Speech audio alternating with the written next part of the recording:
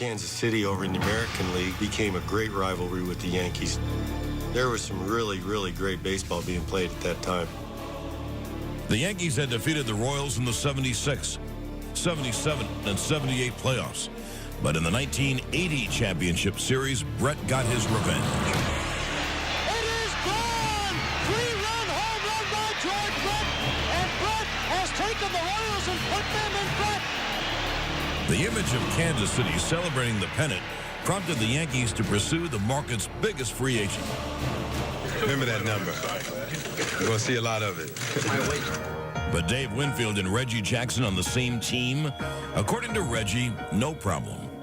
I called him 3 times while he was a free agent and told him that it would be great to play with him, would be lovely to have him on the Yankees, and thought that he would really benefit by coming here. Back in the AL East, the arrival of the new superstar in the Bronx only solidified the Yankees' lofty goal to get back to the World Series after a 2-year absence. Veterans who really knew how to play. Greg Nettles, Reggie, Gossage. Man, it's so much easier to win. It's so much easier to play. Did he get all of it? Holy cow, did he cream that one? The Brewers had narrowly missed winning their division in the first half and were looking to make a push in the second.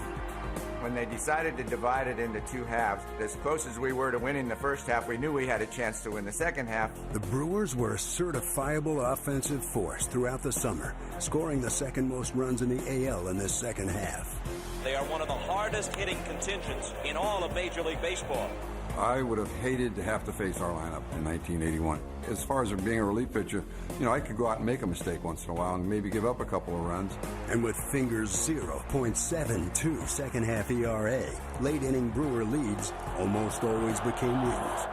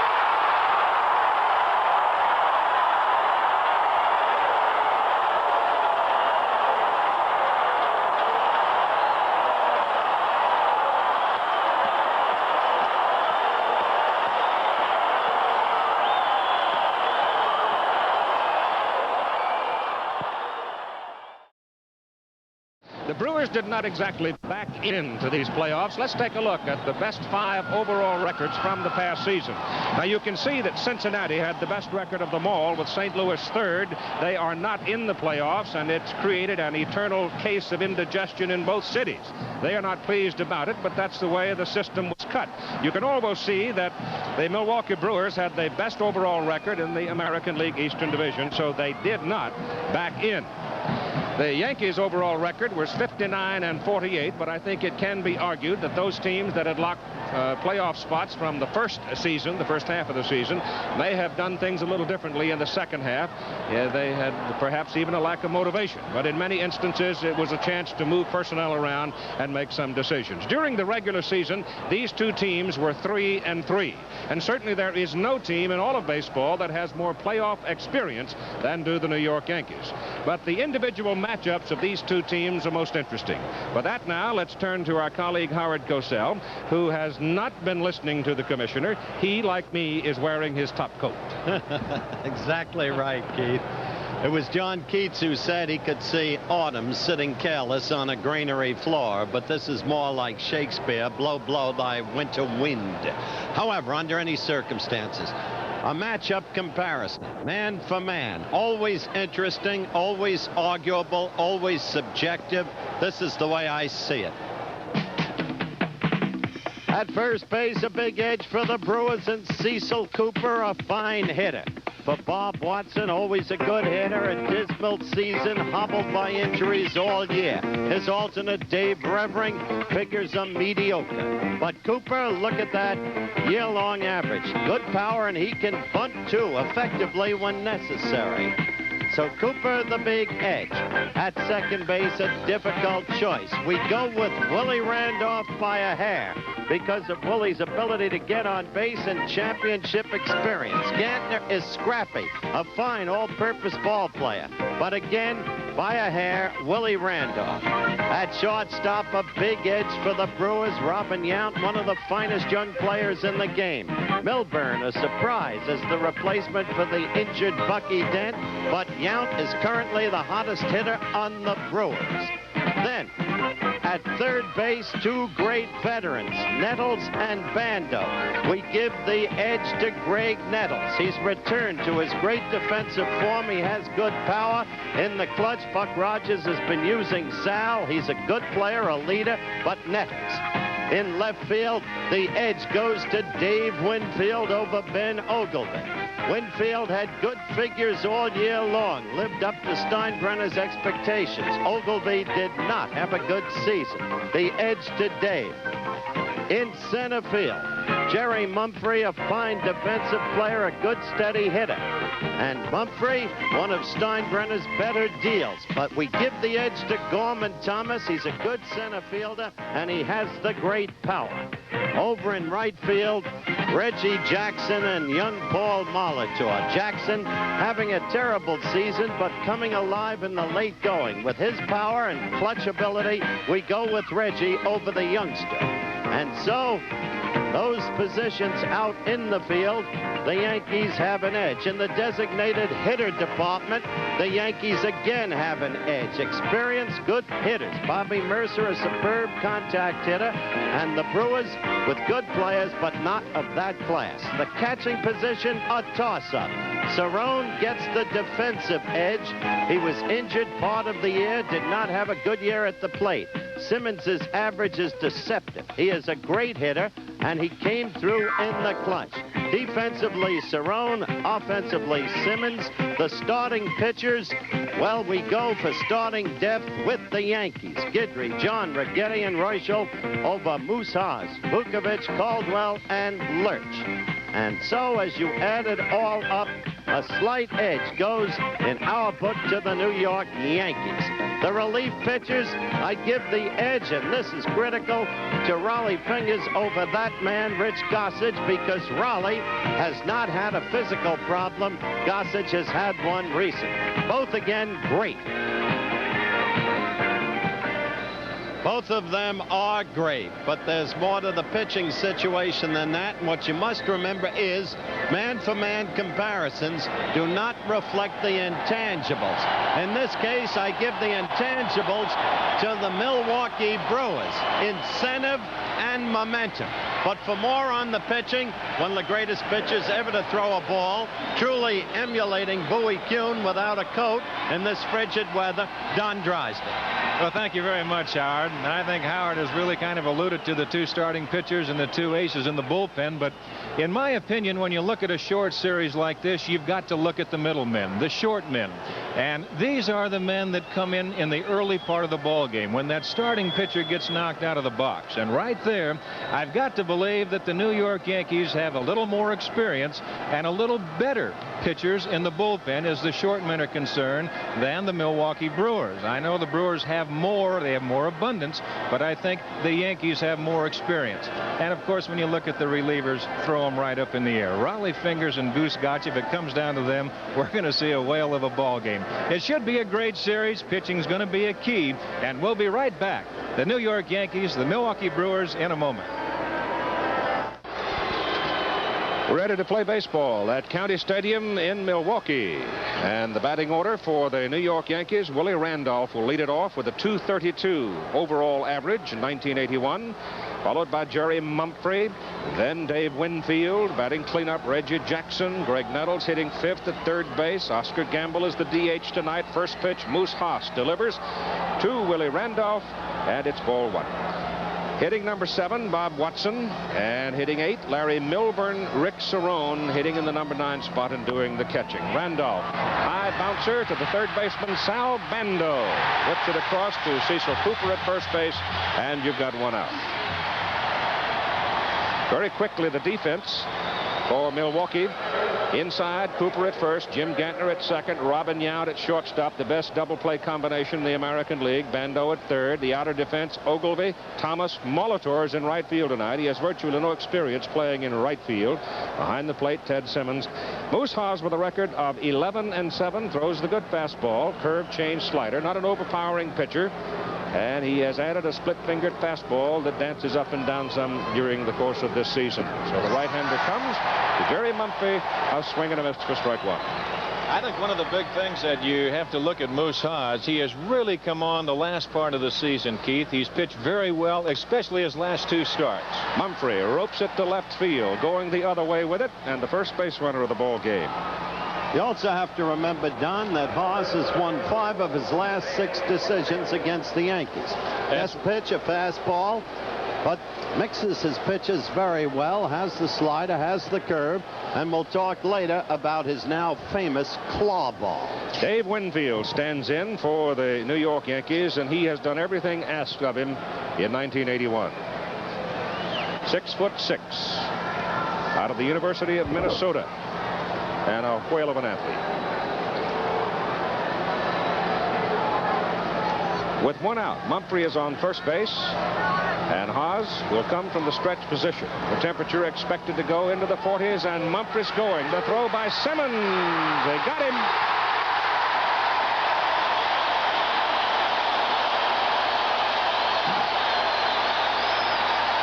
Not a bad thing to do, though, Don. Test Ted Simmons early. That's exactly what they're going to do. Test him early. Mumphrey, who had 13 stolen bases on the year. The one thing about Ted Simmons, he's got a very quick release.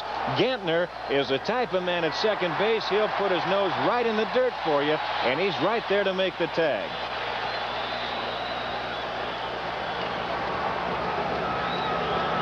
A one-strike count on Winfield with 2 down, and Dave hits it in the air to the right side. Molitor drifts back and settles and makes the catch. So the Yankees have Mumphrey aboard on a single. He's thrown out trying to steal second. Haas gets Winfield. We've played a half an inning at County Stadium in Milwaukee. No score. Leading off for Milwaukee will be Molitor, Yount, and Cooper. The starting lineup for the Brewers, leading off Paul Molitor, and then Robin Yount, the hot hitter, Cecil Cooper, an excellent hitter, and then Ted Simmons, as I said, deceptive, dangerous, the power man, Gorman Thomas, then Ben Ogilvy, good power, low average, Sal Bando, a great veteran, And Charlie Moore is the designated hitter, a deceptively good hitter, and a little scrapper scrambler, Jim Gantley. That's the Milwaukee Brewers, Keith. Setting the defense for the New York Yankees.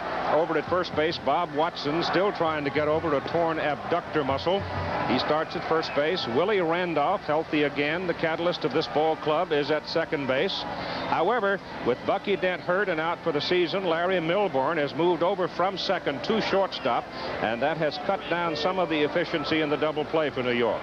Greg Nettles is at third base, best in pressure games. I think as good as anybody at that position with a glove. 37 years of age, but so mobile.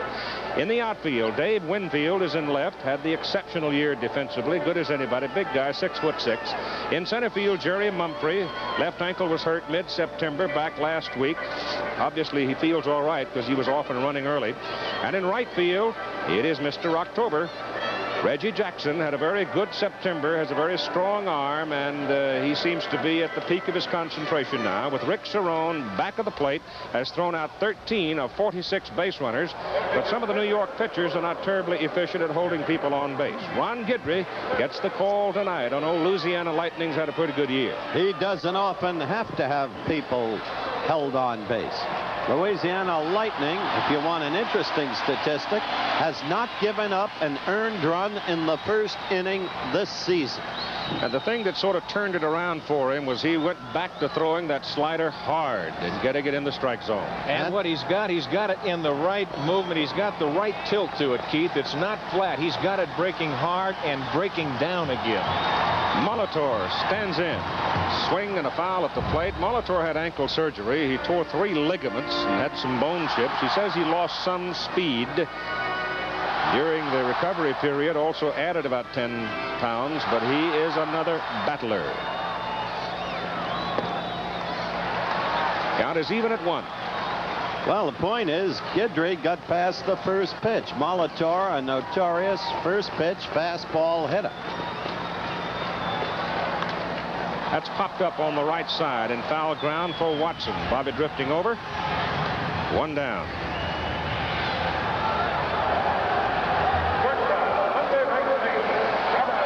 Again, to bring you very quickly up to date, Montreal beat Philadelphia and Steve Carlton today, 3-1. Houston beat the Dodgers 1-0, and Oakland beat Kansas City for the second straight day, 2-1.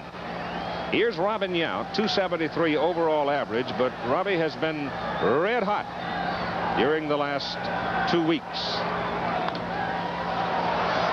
Drifts it back into the crowd, out of play. I think if you look at this Milwaukee ball club, and 2 of the key members that you really have to keep off base, and on this ball club here, you've got 2. You've got Molitor and Yount, because after that, you've got a lot of power coming up behind them in the next 4 men in Cooper, Simmons, Thomas, and Ogilvy. Well, Robin Yount, apart from being the torrid hitter on the club in the late going, against Guidry is the second best hitter on the team. Gorman Thomas at .316, the best.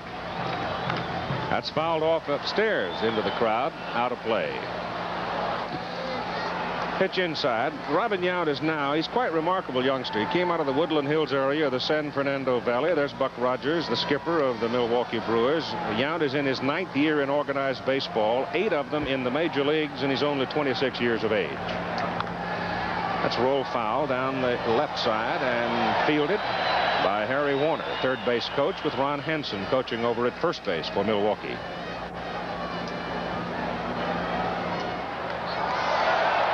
Sails that one away, and it's 2 balls and 2 strikes to Yount. That one's low, and so Ronnie has gone full to Robin Yount at 3-2.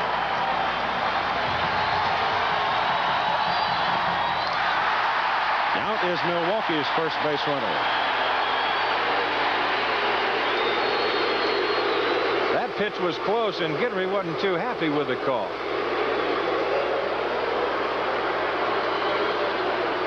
Ronnie's throwing a few pitches right now a little bit harder than what he really wants to. That pitch low, right at the knees. Well, it's a very close call, and actually Cerrone might have taken that pitch away from him the way that he actually went in to catch the ball. He had the glove going down instead of coming up. One thing about Cooper, Not only does he have power, but he can use the whole ballpark. Hits it well to deep center. Mumphrey going back, hauls it down. Gave it a ride, 2 down.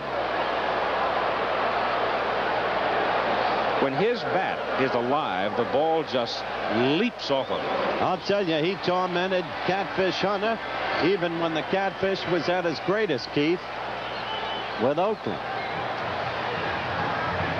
Ted Simmons, 216 average. That's a little deceptive. The man goes at first. The throw to second goes into left field. And Robin Yount is on the corner. Robin made the only play that he could make. Actually, he just got caught with his hand in the cookie jar a little bit because he's going to take off. Guidry, not a real good move over there, but Yount was going all the way. Now you see that he could not get the ball out of the glove. And then when he gets the ball out of the glove, it's Randolph trying to come down with a tag actually before he catches the ball. So there lies the problem with Watson trying to get the ball out of the glove. Goes down as a stolen base for Robin Yount. Ted Simmons has been around baseball for some exceptional seasons. He's been an exceptional athlete and an exceptional man. But you realize that this is his first postseason action. That's right. He talks about it. He said he thought he was destined to be another Ernie Banks in that regard. That's foul. And while his batting average for the year was only .216, this established career 300 hitter was tremendous down the stretch. In fact, he led the team in game-winning hits. Guidry the edge at 2 strikes. Got him. Oh, there was that hard slider. It just popped in there. And so Milwaukee is turned away as they strand Robin Yount at second base. After 1, no score. Back with more baseball after this word from our local stations.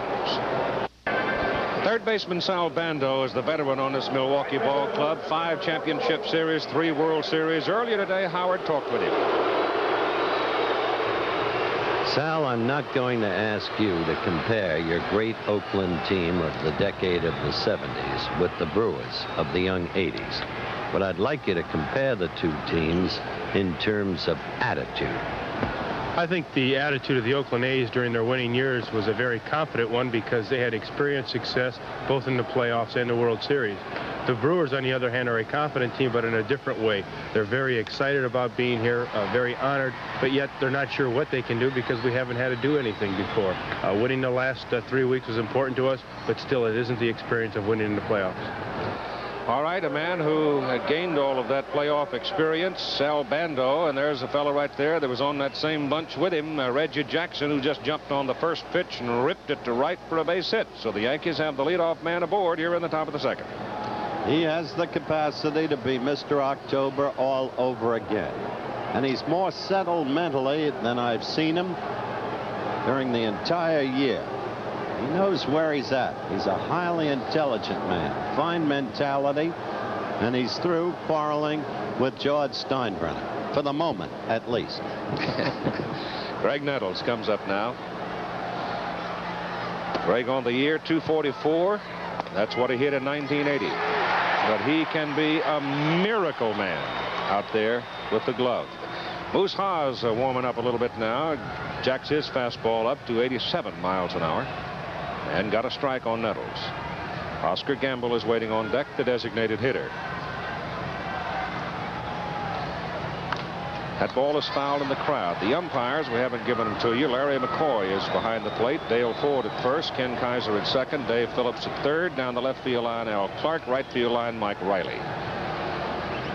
Keith, you talked about the split finger fastball that Moose Haas has, and he started throwing that consistently against the Detroit Tigers in his last 2 starts. He had a little problem in trying to keep the deception there because Alex Grammas caught him with it a few times. Could be 2. There's 1. So the combination that led the American League in double plays this season, Robin Yount, Jim Gantner over to Cecil Cooper. Jackson went in hard. That ball was hit hard to Yount. He had to make sure he got it, number one. There's what I talked about Gantner. He stayed right in there. Jackson went in hard. You think he isn't coming in hard? Jackson coming in real hard, but Gantner able to get the ball away, and this velocity of the ball going to Yount was the one that turned it over. Oh, he's a scrapper, Gantner. He's a scrambler. Very good. Tough to give Randolph the edge, but on experience and ability to get on base, I did, if you'll remember. I'm surprised to see Gamble in the lineup, Keith. He's a gamer. Well, he's 0 for 27. He's in a terrible slump. Bobby Mercer, one of the best contact hitters in baseball, and openly bitter over his treatment this year. Loop to left, base hit. So the man's in the lineup, and he delivers one to left. But Brewers have wiped out the base runners with the double play. I'm also surprised to see this man in the lineup. He didn't expect to be. Revering, his alternate, has had a sore back on and off, but Revering has a very good batting average against Moose Haas, which most of the Yankees do not. But Bob's been plagued all this year, a career 300 hitter. Knowing Lim, the Yankee manager, he wanted to go with experience, with the past record. I think one of the big things when you get in these playoffs, whatever it might be, and whatever part of the ladder that they're going to be, they get you up a little bit. Whoa, there's a shot. Gantner flags at it, can't get it. Gamble turns second, holds on as Gorman Thomas comes in a hurry with it, and Thomas has a strong arm in center field. When Bob Watson, as you look at him, is healthy, he will hit anybody, righty, lefty. Spent a career doing it. They play on real grass here in Milwaukee. So at least this is one series they're going to play on good old Mother Earth in the entirety. Well, this is really a great, great playing field. A field in perfect shape. More on that in a moment as we watch Larry Milburn, who's been such a surprise, replacing Bucky Dent, injured. Larry hitting .313, and Haas is high to him. Keith, the groundkeeper here, is Harry Gill. He is one of the best in American sport.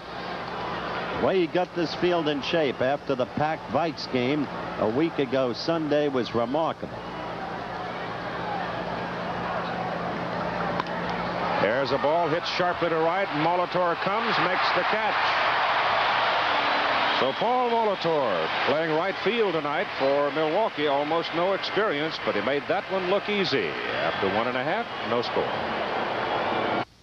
Ron Guidry at 47 degrees has changed shirts, shortened the sleeves. Earlier, Howard talked with his catcher, Rick Cerrone.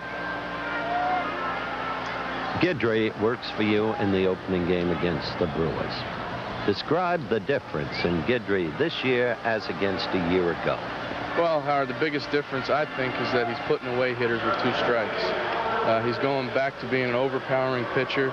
He's not pacing himself at all. He doesn't worry about complete games. That really doesn't faze him.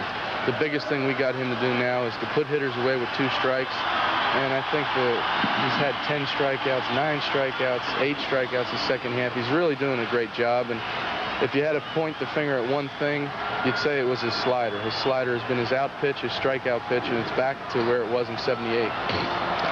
He's going to face the muscle men in the Milwaukee order now. Gorman Thomas, Ben Oglivie, Sal Bando. Thomas with 21 home runs, Oglivie with 14. The pitch is up high, and for the living life of me, I can't understand why an old boy from Louisiana has gone out there at 47 degrees in short sleeves. It's funny what that adrenaline can do. Yeah, he got warmed up in that first inning. A little bit tight with it. You know, 93-mile-an-hour fastball down around your belt buckle does tend to reduce your waistline.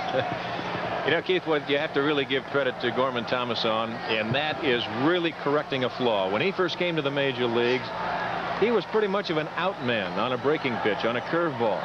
And he has really worked on that. Skins that one back, ricocheted off of Cerrone's mask. And right about now, he has been hitting about 50-50 fastballs and curveballs for home runs.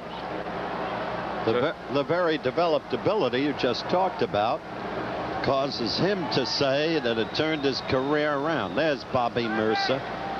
Finds it hard to believe he's on the bench.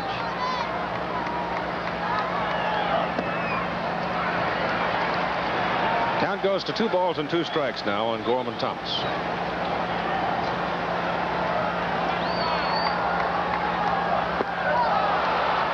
Boy, there was something on that sizzler. Thomas was late on it. Well, think of what Rick Cerrone told me. He's back to getting them out with 2 strikes. And the best proof is in the second half of the season, he averaged 9.2 strikeouts per game. More than that, he had 64 strikeouts in the second half, second only to Dave Righetti, whom we'll be seeing in the 3rd game of this series. A remarkable rookie. Ben Ogilvy on the outside corner. Missed that breaking pitch, and he's in the hole at 2 strikes. As Guidry's second half earned run average, it speaks for itself. And Tommy John, of course, works tomorrow. That's the pitching, starting pitching depth of the Yankees. Just missed. I think one of the key things that Rick Cerrone said about putting the hitters away, and I think that's the greatest asset that any pitcher can do, is go out there. There's no need to show them everything that you can possibly throw them. Teammate of yours could do that. That's exactly right, Sandy Koufax. But the thing is, there's Sal Bando in the on-deck circle. But if you can get him out with 1 pitch, why not do it? 2 pitches, fine. 3 pitches, fine. Go get him and get him out of the way. Well, he's blown away the 2 home run hitters of Milwaukee, striking out Thomas and Ogilvy. That pitch was 92 miles per hour. Ogilvy is hitting 111 against Ron Guidry. That swing right there might tell you why. That was not his A swing. Sal Bando. It was half-baked and defensive. That's what you mean. Up high. Sal listed on the Milwaukee roster as a player coach.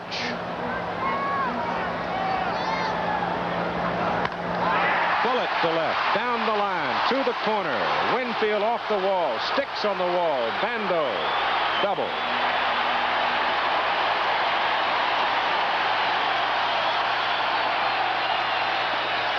Well, there's the old pro. You throw him up in the strike zone, that fastball up right where he had it.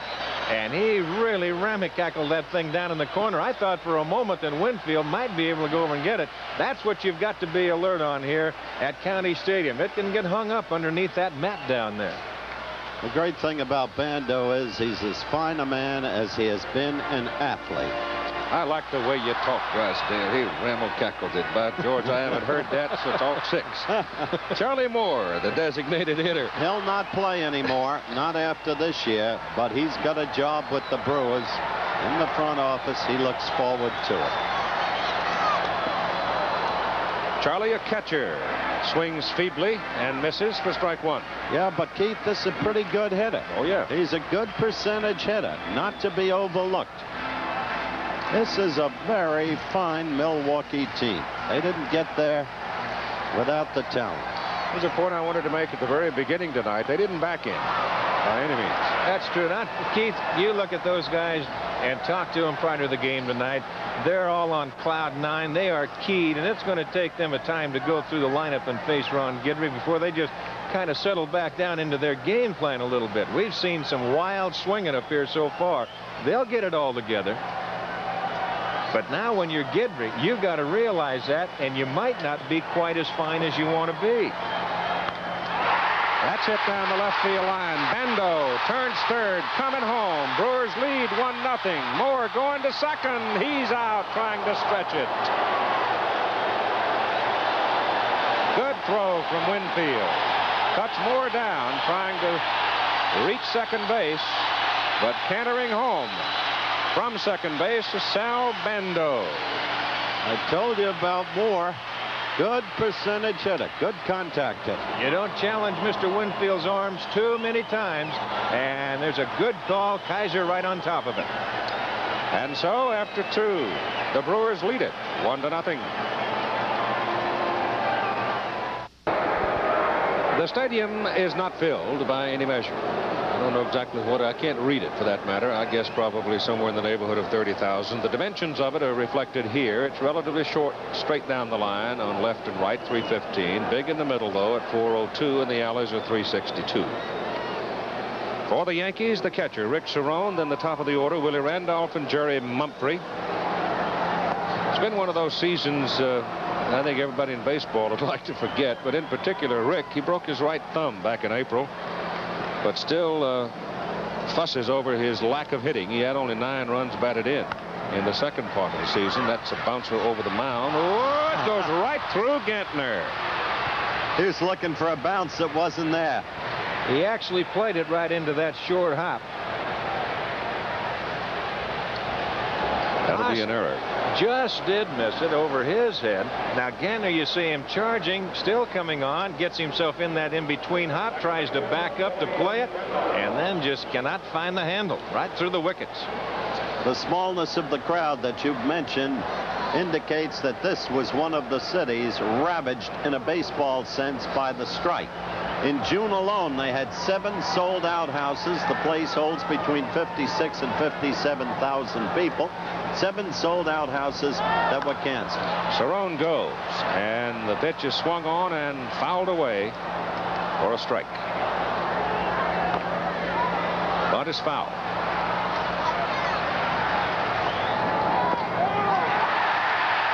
Nipped his bat. Catcher held it. Ted Simmons. And Randolph is gone. 1 out. And they didn't even advance the runner. Beautiful pitch. It is right there coming back, and just did get a piece of it, but Simmons holds on. That's strike 3 if he doesn't tip it. Little signs like that, Don, as you well know. You don't advance a runner. They add up during a ball game. They put him in motion and couldn't put the ball in play. Jerry Mumphrey had a single his first time. Runner goes over the mound, bounce toward the second baseman Gantner. Jimmy has to whip it in a hurry and gets him at first. So you've got now Cerrone down at second base with 2 out.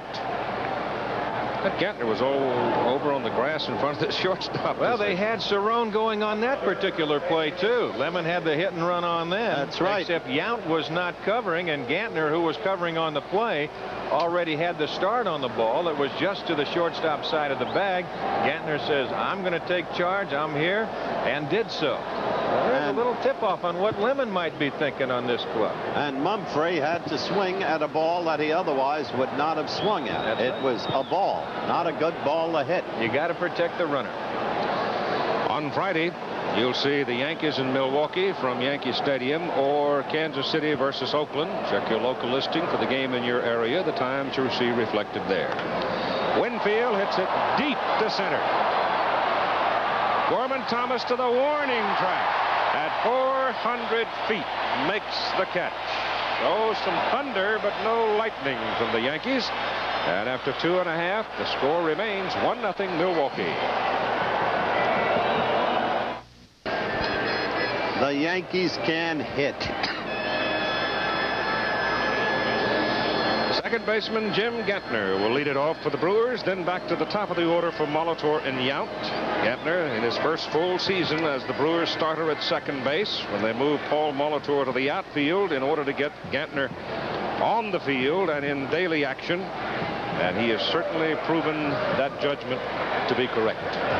Don, did you see Gorman Thomas immediately judge that drive by Winfield, turn and run, know exactly when to turn around? That's why he's in center field and Molitor's in right. That's exactly why they flip-flopped him. They had Thomas in right field, but they said, no, center field is his spot.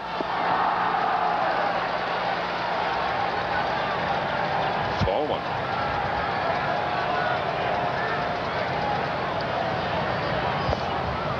One and one. Well, I'll tell you what, gentlemen, this man right here at home plate will grow on you. Jimmy Gantner. I really like him.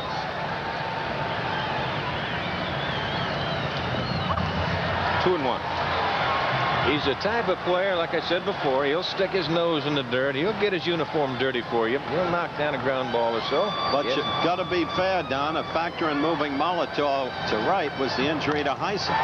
That's punched down the left field line. Going to drop for a base hit. Gantner has good speed. Ball rolling slowly on the grass. He's in at second base with a double to lead the bottom of the third. And I was just about to say that he hangs in there on left-handers. They don't scare him at all. He's not moving anywhere. He just takes that low fastball down and away and drops it down the left field line. And there was no question about him going to second base because Ron Hansen had him at second base from the time he left home plate. Suddenly, after striking out 3 men in a row, Guidry is having trouble. They're taking liberties with him. Bando, a line shot double. Charlie Moore, a line shot single. Out trying for a double. And now Gant. All in the same area, down the left field foul. Harry Warner talking to Molitor as ball was coming to the plate. Nettles is tied at third, slides up the handle, holds it away. Yankees looking for the bunt. You see Nettles in at third, Watson in at first. You've got a man who can bounce off of that mound, a good fielding pitcher in Guidry. You've also got a man that handles a bat pretty well when it comes to bunting in Paul Molitor. One strike, lays up, go. It's just dead, and they don't get him at first.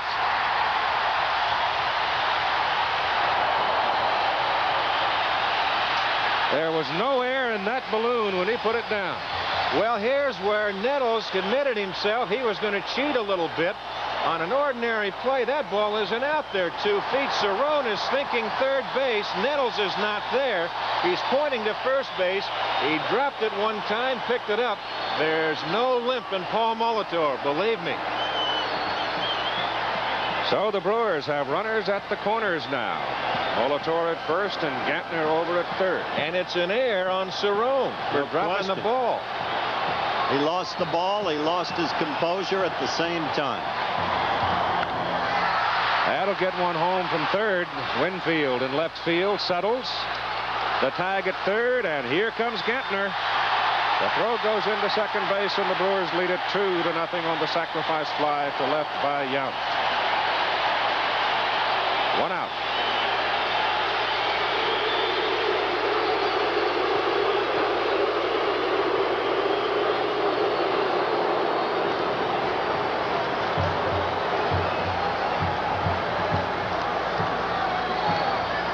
In case you're interested in the scoring on Molitor, it is a sacrifice and an error on the catcher, Cerrone. That ball is hit to the right side. It's going to sink in front of the right fielder, Reggie Jackson.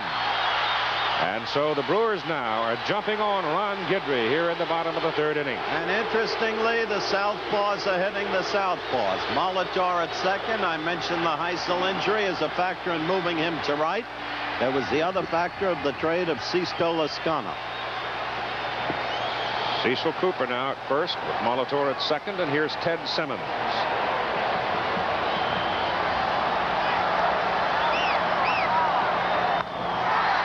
Sharp shot. Nettles flags it. You don't think he isn't a great third baseman defensively? Whoa. When I think of the way they talked about a decline in his reflexes, losing a step, he is playing as well as he's played in the last 3 or 4 years. Just brilliantly. Look at that. If he doesn't have that play patented better than anybody I've ever seen, I don't know who does. That ball hit hard and hooking away from him. And that ball is called fair by the third base umpire, Dave Phillips. He doesn't catch that ball. Milwaukee increases their lead. A super play by Nettles. Your batter now is Gorman Thomas, who struck out swinging first time. And I mean, they are hitting Guidry.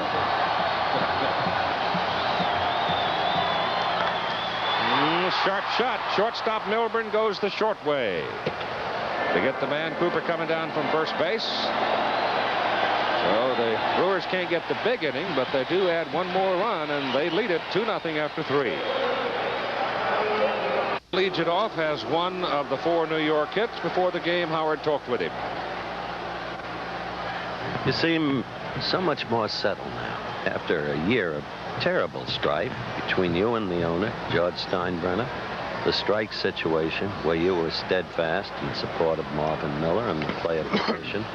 But now, having come from 199 to 237, paltry figures for you, but yet indicative of a great comeback in the late going, you seem ready to assume the role of Mr. October all over again. Do you feel it? Howard, I feel good. I'm aware mentally what the task is in front of me. I'm aware that, as I said, we're playing a good ball club with good pitching that has given some of our players problems, even though their ERA isn't that good against the rest of the league. I'm aware that our offensive production has been down. I'm aware that our club has struggled offensively throughout the second half, and even our pitching performances haven't been as good as they could have been or should have been. Whether I'm going to establish the role or step to the forefront, I'm certainly aware of what I have to do and aware of what is expected of me. And I feel that I'm mentally prepared, physically prepared, and have swung the bat well enough over the second half that I'm capable of doing it. Moose Haas is about to take the bat out of his hand up here now at 3 balls and no strikes, but he gets the cripple over to make it 3-1. Well, maybe Reggie's prepared for it. There was a day in 1980 when Moose Haas struck Jackson out 4 times in 1 game. It was a day he struck out 14 Yankees. You watched it. That's right. There was also a day when Reggie thought Moose had thrown at him. Moose hadn't, in fact. Reggie got up on fire. Moose challenged him, threw a fast one, and Reggie hit a towering home run. It's the kind of player he is. Greg Nettles up there now. Hit into a double play last time. It was a bang-bang 6-4-3 twin killing. This time he pops it up out into short center field. Gorman Thomas moves in, and you go 1 out.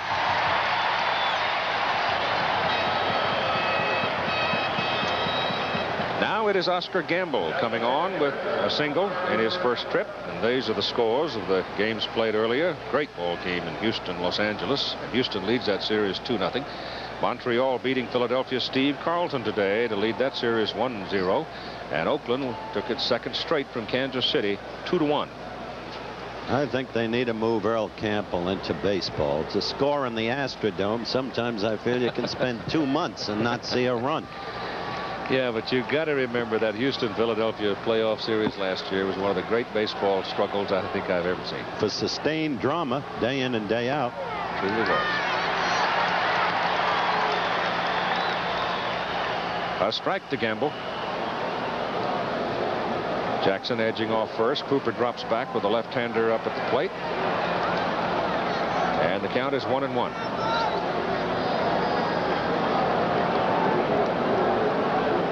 Gamble, a notorious low ball hitter. Low fastball hitter.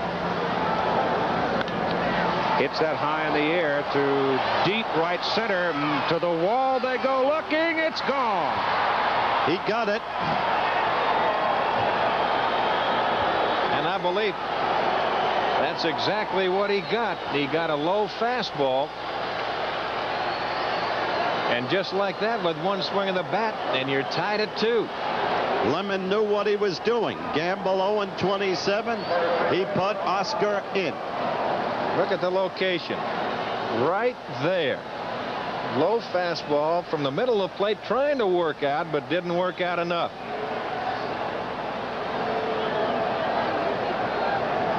Well beyond the fence.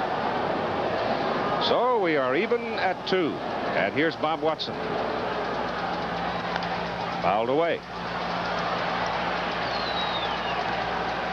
There he is, and his wife Juanita, whom you saw earlier, couldn't be happier.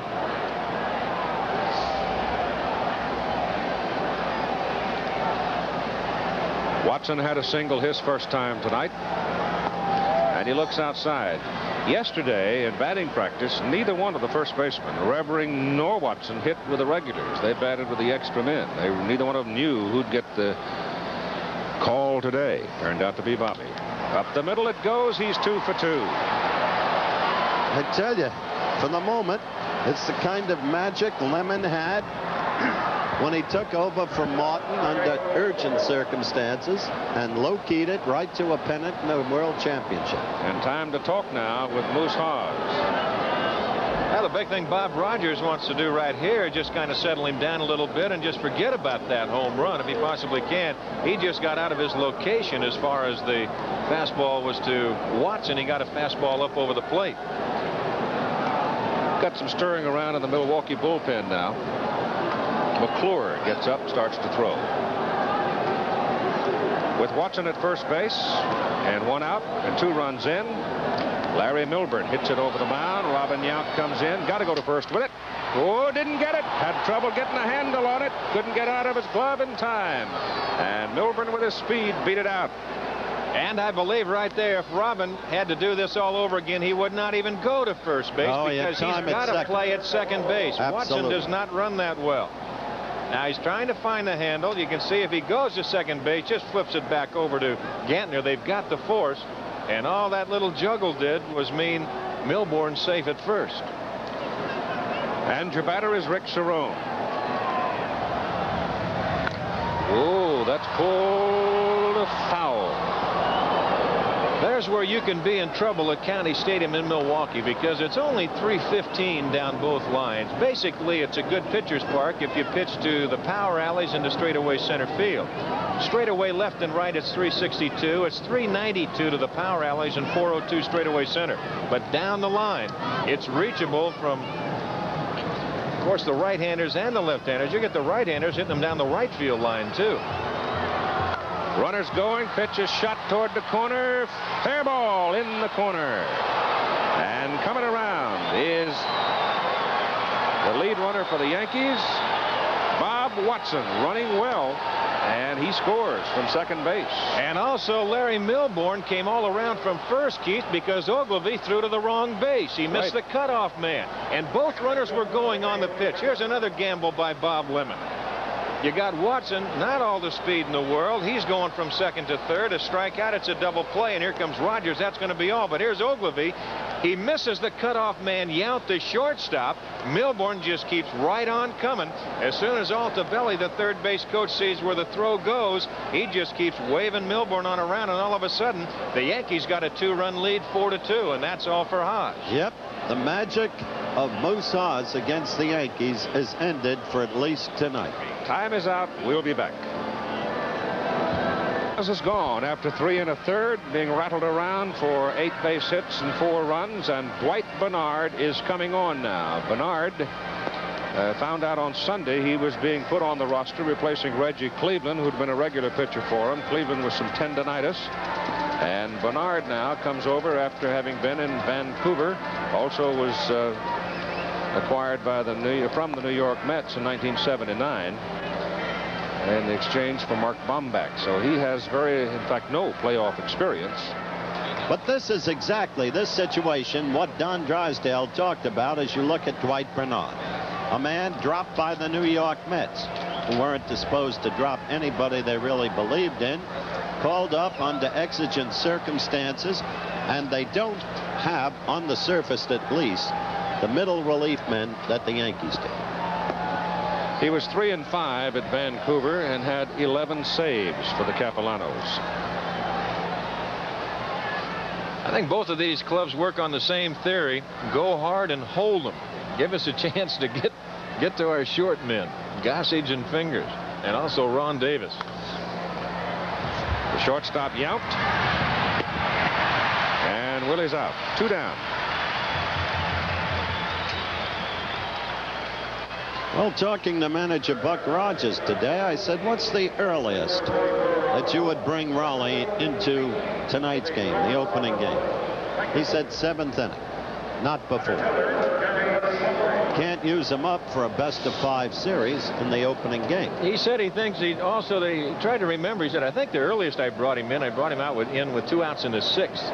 But now you do that, and you turn around all the times he's gone out there this year from a night game to day game tomorrow, you're asking for trouble. Mumphrey hits it high in the air in left center field. Gorman Thomas ranging over it, makes the catch. So Bernard comes in and gets the 2 outs. But the Yankees count 4 times the bottom of the 4th and lead it 4-2. Come to the plate now for Milwaukee. Ogilvy, Bando, and Moore to face Ron Guidry, who has a 2-run cushion. is a little chalet out there in center field, and down below is a great big mug, and when somebody hits a home run, that fella goes sliding down that ramp and winds up in the mug. Used to be a wigwam out there when the Braves were here. That's right. And the way Henry Aaron used to hit Drysdale, that little Indian came out time and again. Chief Nakahoma. Wonder what that fellow's going to tell his grandchildren he did for a living. That's Bernie Brewer out there. Guidry now with a ball and a strike count on Ogilvy. Bando's on deck, more to follow, and then Gantner would be the fourth man. That's foul. Nice play, Ronnie. Ron Henson. High drifting out of play to the right side. Ogilvy struck out swinging first time. A couple of notes today. Things that are going on. Davey Concepcion has signed a 5-year guaranteed contract. Dick Wagner, the chief executive officer of the Cincinnati Reds, says he thinks it's the largest compensation package ever paid to a shortstop in Major League Baseball. Baltimore Orioles today signed Dennis Martinez a 5-year deal, and I understand Bobby Cox is going up to Toronto, and Bobby Maddock goes to the front office. A lot of baseball news. Bobby, of course, manager of the Atlanta Braves. Swing and a miss, and Guidry blows down Ogilvy for the second time tonight with a 92-mile-an-hour fastball.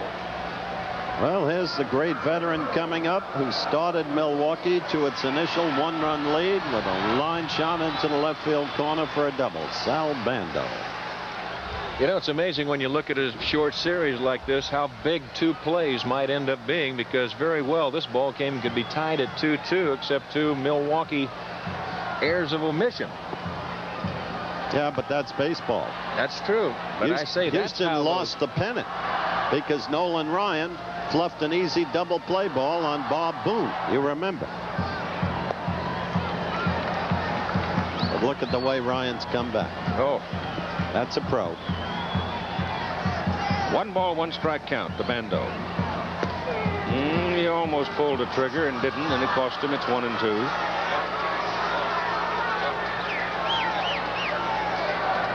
That's Sal's son and his lady, his wife. Rick Cerrone looking for a break from the first base umpire. Interestingly, Jim Palmer said in the Oakland-Kansas City game today. Well, wait a minute. Got him. He said, Don, that with more and more American League umpires wearing the protective jacket under the coat, it's becoming more and more of a low ball league, like the National League. Well, that's exactly right. What they've done, they've taken away that they kind of leave it at their own discretion right now. They take away that big balloon, that pillow out in front, to where they can get down and get a good look at it and not work over the catcher's head. They can work on each side the way that the National League does. You never wanted them to wear anything.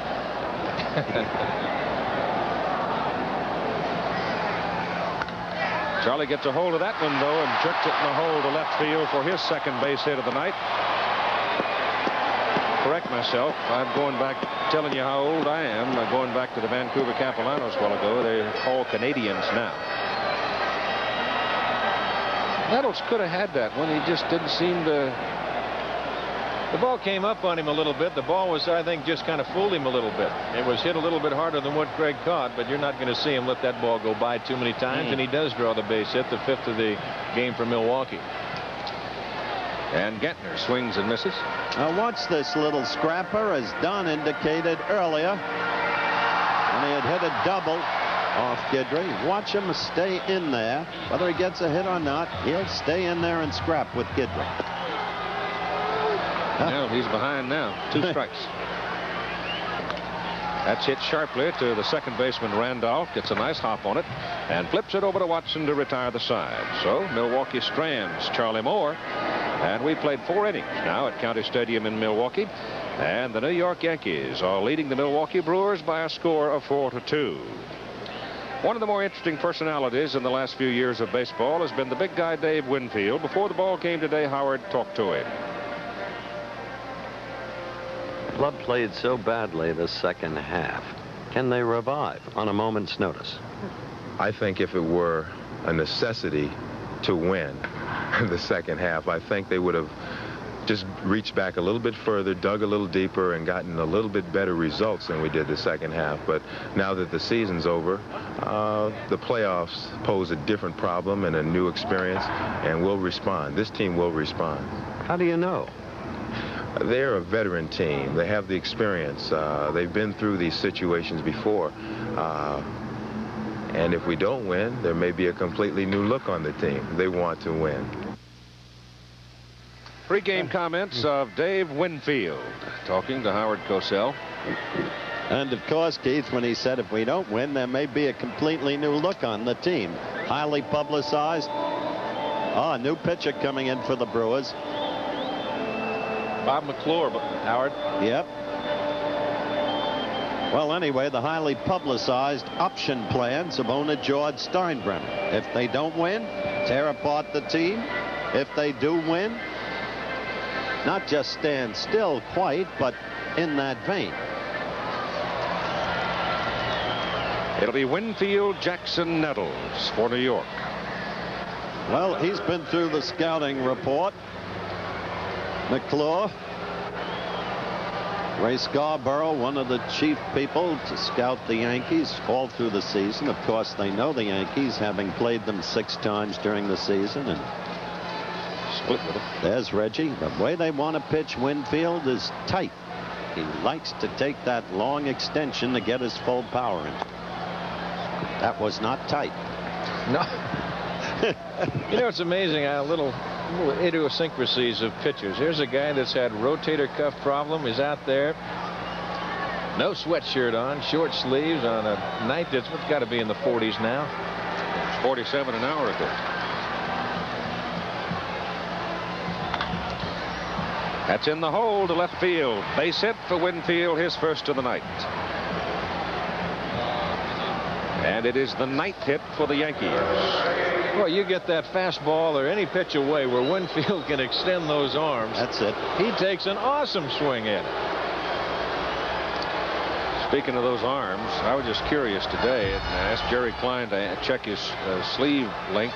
It's 38.5 to 39. Stands 6'6". That means he's got to be able to reach nigh on to 11 feet. Reggie Jackson takes it high. Well, here's what Bob Rogers is thinking about here, because you've got all the left-handers coming up. Now, you got to watch McClure. He's got an excellent move to first base. But you're going to gamble with Winfield. You hope you get something there in a positive vein, but you didn't. You got the base hit. But now you've got Jackson, Nettles, and Gamble, the 3 left-handers to follow. Good pitch there. Now with a 2-run lead presently, I don't know if Len would want to tamper with Oscar, who had that 2-run home run that brought them into an earlier tie, but he's got a good hitter like Piniella, all reliable. Well, you've got also in this particular situation, Howard, I don't know whether you're going to fool around with Winfield too much at first base. You've got Jackson, the left-hand hitter. You've got Cooper holding Winfield. He's got a good hole on that right side to hit through. High fly ball, but it's playable in right center. Molitor, 1 out. Winfield stays at first. Reggie's not too happy with himself. He got under that. Just missed it. Just missed it. There you get a little look at the move of Bob McClure. Now this, as I said before, is not his good one. He has an excellent move to first base. This is just to let him know. You see that little move right there with his head. And you'll see a good one come out of there pretty soon if he stays in there long enough. Greg Nettles.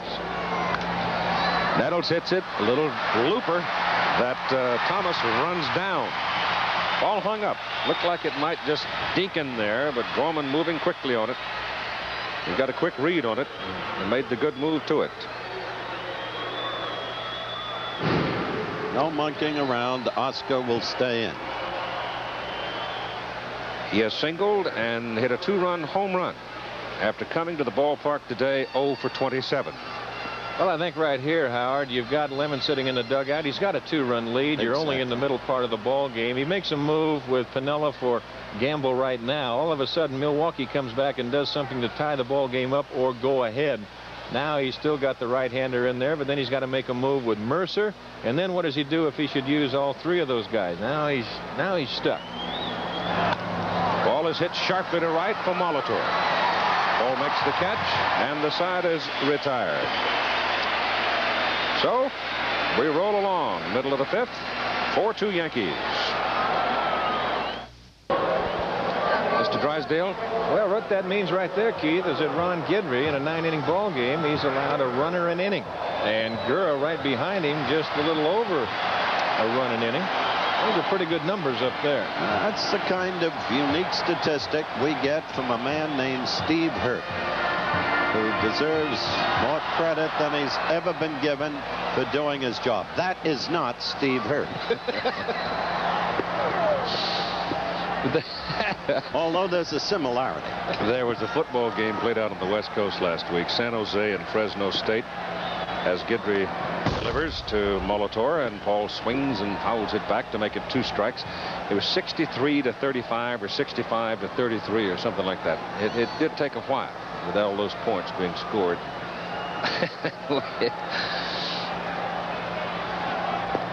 Just misses, 1 and 2. And they took a picture of a little tiny fellow like that, and the announcer said that child was not born when this game started. High pop out into right center for Mumphrey, and Molitor is out. Here at the bottom of the 5th inning with Robin Yount and Cecil Cooper now to follow.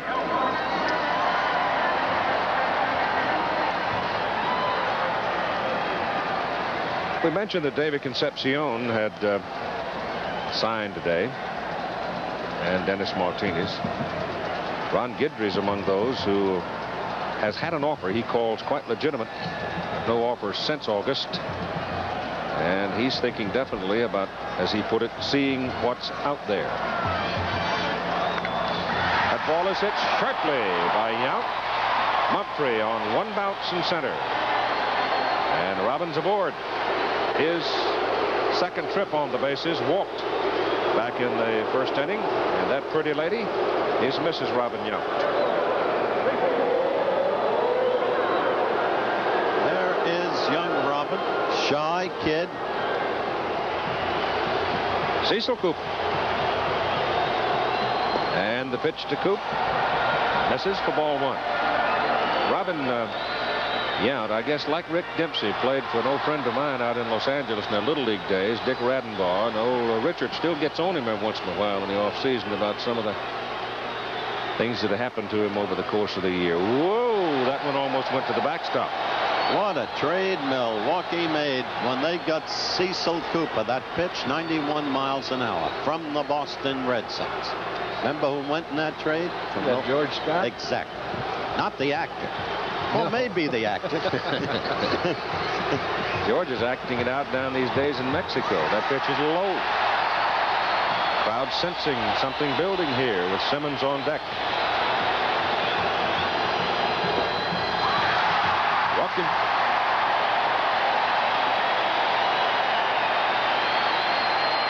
Lemon beginning to squirm a little in the dugout. Clyde King responding. Well, it's been a long time for these Milwaukee fans to, in postseason play. First time ever, as you said before, Keith, by the Brewers. The last playoff that they had here in postseason game was in 1959 with the Milwaukee Braves and the Dodgers.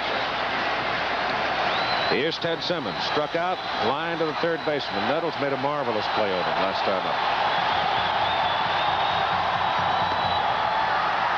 Ball 1.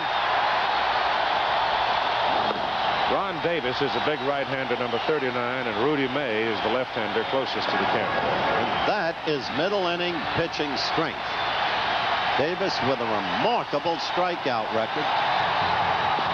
Which is inside. 83 strikeouts, Keith, in 72 innings.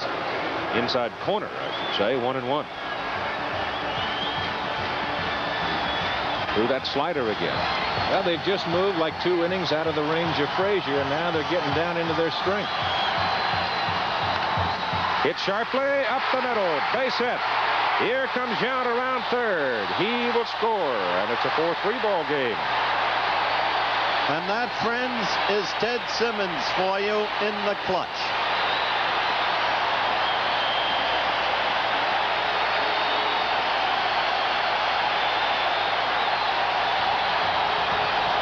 Now there you look at Robin Yount, and as I said before, these clubs are so explosive, both of them. And they got the fans on their feet here at County Stadium, Milwaukee. They are revved up.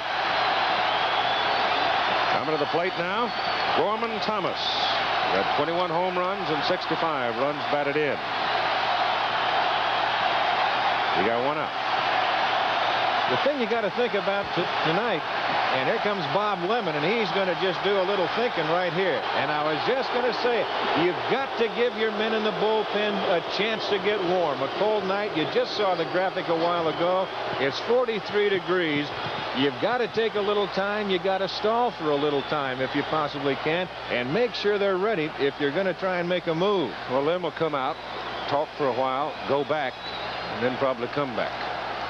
I think you're right. Well, the thing is that, as I said before, the thing when you're a manager, what you've got to be thinking about, both Bob Rogers and Bob Lemon, is these clubs are so explosive. And if you're not thinking ahead of time and saying, uh-oh, get somebody up in a hurry, you can find yourself in deep stew before you ever get a chance to bring somebody in there that's ready to pitch. They're going to Davis.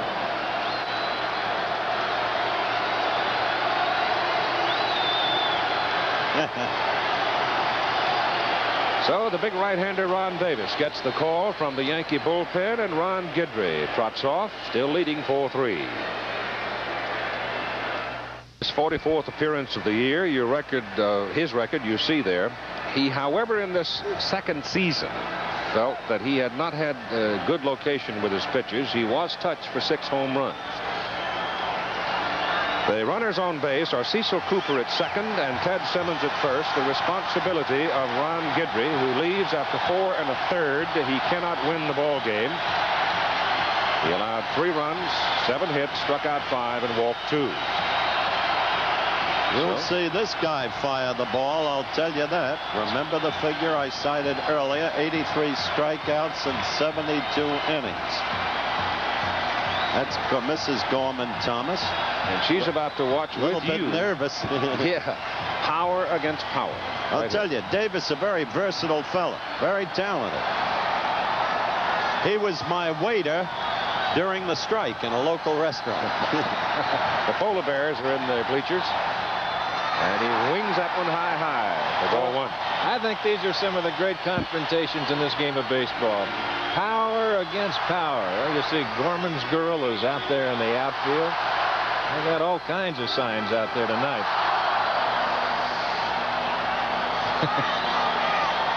A 4-3 ball game. Yankees leading it. And he checks and takes for a strike. Well, one of the reasons that Davis, Keith, you mentioned, had that kind of a little shaky second half. He came back, and he was really a strike victim. He had soreness and inflammation in the bicep area, and he couldn't throw as often as he did before. Only a couple of days in a row compared to what he considered 4 good days in a row. Well, just nothing fancy about him, though. It's just, here it is, guys. Give it your best swing. That's it. He's not going to try and trick you. As I said before, it's just power to power. Go get him with your best stuff and let the chips fall where they may. Well, he got him. Sorry about that, Debbie. It's happened to others. 2 down now with 2 on. And Jerry Klein, going back through the books, tells me that this is the earliest that Ron Davis has been called this year. Now you'll see a different Ogilvy now, Keith, against a right-hander. Ben has struck out twice swinging against Guidry, and he swings and misses against Davis for strike 1. High fly ball out into center field for Mumphrey. Jerry settles and makes the catch, and so Davis comes in and does put out the fire. And so, after 5, it's 4-3 New York. Back with more baseball after this word from our local stations. No ego, Reggie. What's this? My Panasonic portable color TV. I'm using it for life. And this? That's my Panasonic 1.5-inch travel vision. Part of my travel kit. And this? Now, how'd that Panasonic get there? And this? The room needed a view, so I got this big Panasonic. Reggie, why? Only Panasonic plays as brilliantly as I do. Panasonic TV. So lifelike, you feel you're part of the picture. We'll be with you tomorrow afternoon at noontime out on the West Coast, 3 o'clock on the East Coast, and 2 here in Milwaukee. They say the temperature's going to be up around 70 degrees and should be most comfortable. It'll be Bob Watson, Larry Milburn, and Rick Cerrone now for the New York Yankees as we go to the top of the 6th inning and a look down on County Stadium from a helicopter carrying one of our cameras. Bob McClure delivers, and it's hit to right field by Watson. He is now 3 for 3 in the ball game. Cued it out there. Now watch what he does. You take off that glove, stick his hand back in his pocket, and what he's doing is putting a snuff box in his hand to protect his fingers.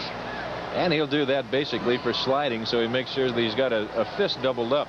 That's what happened to Bucky Dent. Well, he broke the knuckle on his middle finger 5 times. Good grief, I'd keep it in my pocket.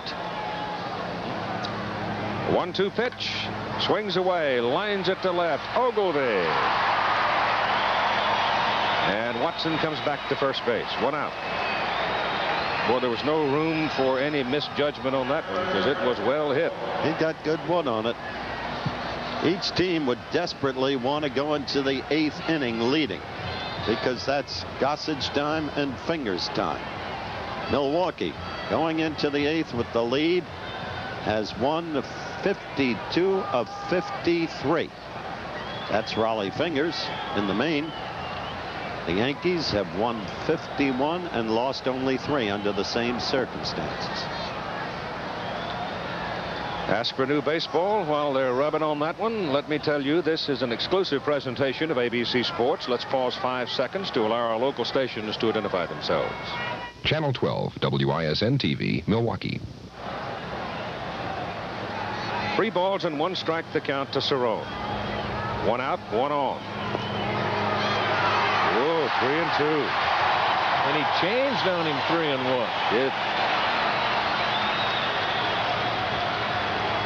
There's another peek at it. Rick doesn't quite agree with McCoy.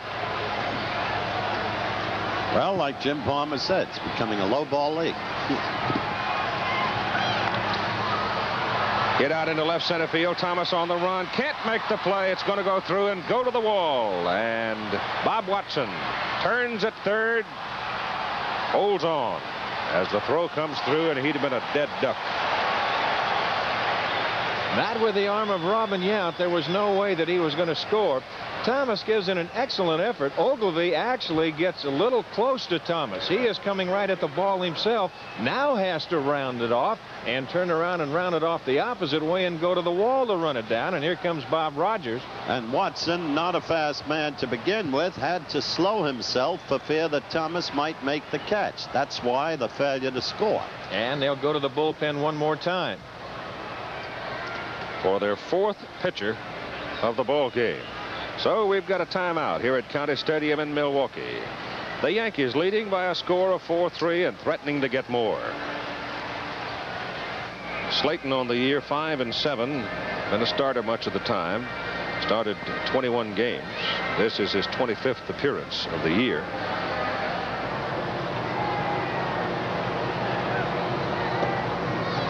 Now, you mentioned that Slayton doesn't have an overpowering fastball. That's true. He's a finesse pitcher. But he has a record of being very troublesome for some teams and some hitters. You saw the graphic on Randolph, who has never hit him very successfully. Infield is up with 1 out.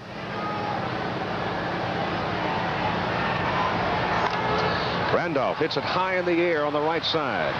Paul Molitor in right field, going to get his arm tested right here. Watson, big bluff, goes back.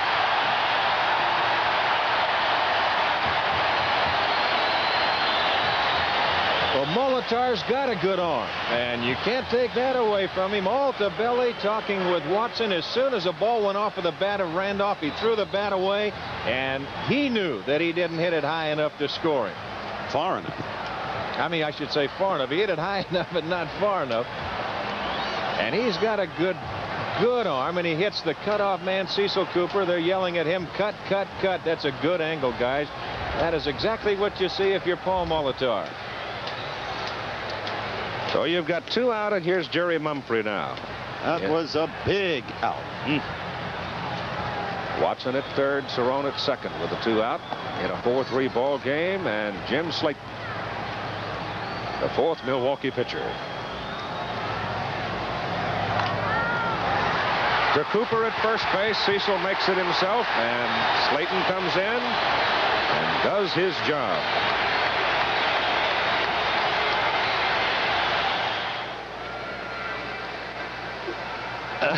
That is not Bob Uecker. He is in an adjacent booth. Wearing a pretty pink coat. Not so pretty. It's all right. Halloween's coming. Sal Bando, Charlie Moore, and Jim Gantner.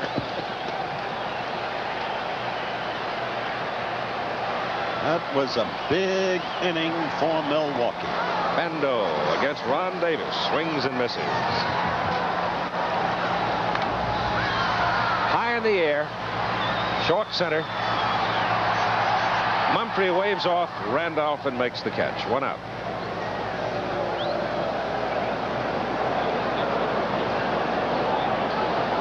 Charlie Moore, the scheduled man. And we get a pinch hitter coming out. That's going to be Roy Howell. Roy Howell. This kind of play you never read much about, hear much about. He had been with Toronto. He happens to be a very efficient player, though the figures don't show it, and a surprisingly high salaried player, which is not often written about. But he's the kind of guy who used to kill the Yankees when he was with Toronto.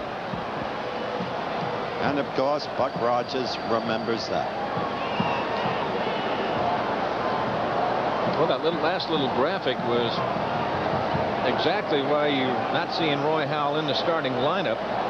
And of course, especially tonight with Ron Guidry, he's going to go with the veteran Bando. But Roy, of all time, got in a little slump late in the season. Davis misses for ball 1 with the 92-mile-an-hour fastball. This is really tough right now when you're sitting on that bench on a cold night and asked to come up and pinch hit. I think you talk to any hitter, they would say it's probably the toughest job in baseball to do that. We're also, I think, here seeing another weakness of Milwaukee. The 2 prime weaknesses cited earlier. You see there's a great strength there of New York. But we talked earlier about the bench of the 2 teams. And the Milwaukee bench strength does not seem, at least on what we have seen this year, to quite match up with New York's. And Howell strikes out. Yeah, but they don't play this game on paper or strength estimates. Another excellent fastball. That ball kind of comes up a little bit as Davis gets underneath, dips under it a little bit. Here's Jim Gantner, the second baseman. 2 down now. Yankees are leading the ball game by a score of 4-3. And Ron Davis in relief of Ron Guidry. He really fires that thing. 94 miles an hour.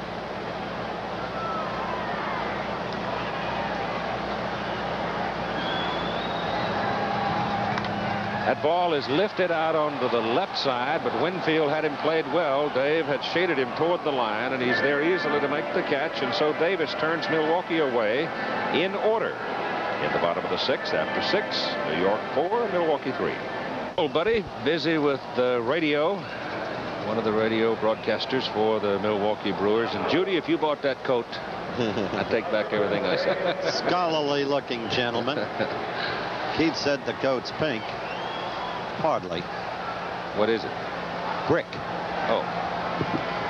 Brick. Brick color. Dave Winfield, Reggie Jackson, Greg Nettles, Oscar Gamble. For New York here as we go to the top of the 7th inning. Jim Slayton. Haas started. Bernard followed. McClure, now Slayton for the Brewers. And he breaks one off on the inside corner against Big Dave for a strike.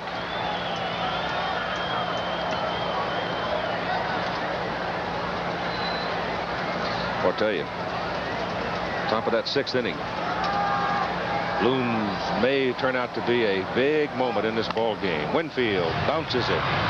Robin Yount at shortstop throws him out. That's a ball player I just like to watch. Robin Yount. Well, he's got to charge this ball hard all the way. He can't let it get on that in-between hop. He's got to try and make the catch in the air, and he does just that. And he's got an excellent throwing arm.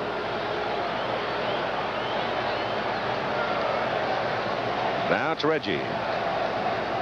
Story on his night there. Single and a walk. And was on base when Gamble hit the home run.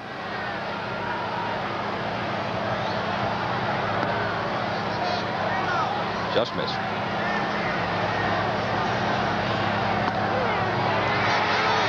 One and one. This is the kind of pitcher Reggie likes. Slayton would be well advised from his point of view not to throw him the low ball. Well, he had downtown on that swing.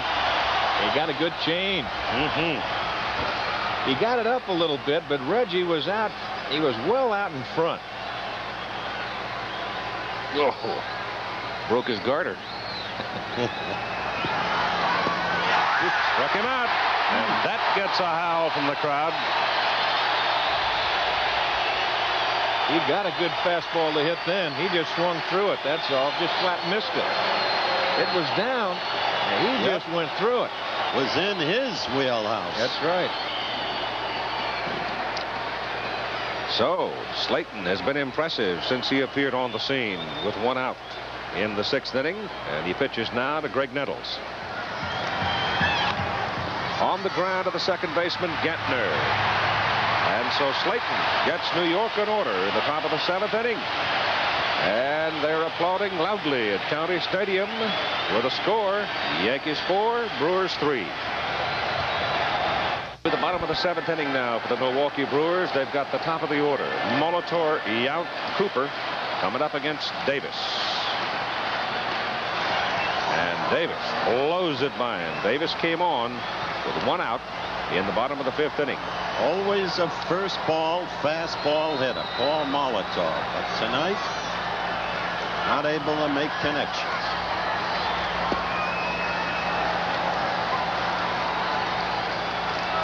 Davis has retired 5 in a row since he came on. This ballpark's alive, Keith. 1 ball and 2 strikes to Molitor. Got him.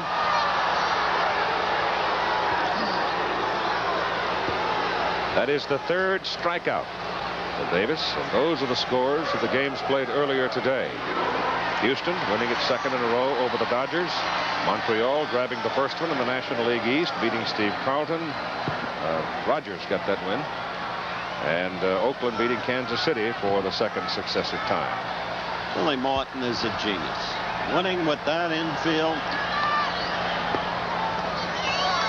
Yeah, but he's got fair to Midland pitching staff and a great outfield. Brilliant pitching. Brilliant. And as you said, a great outfield.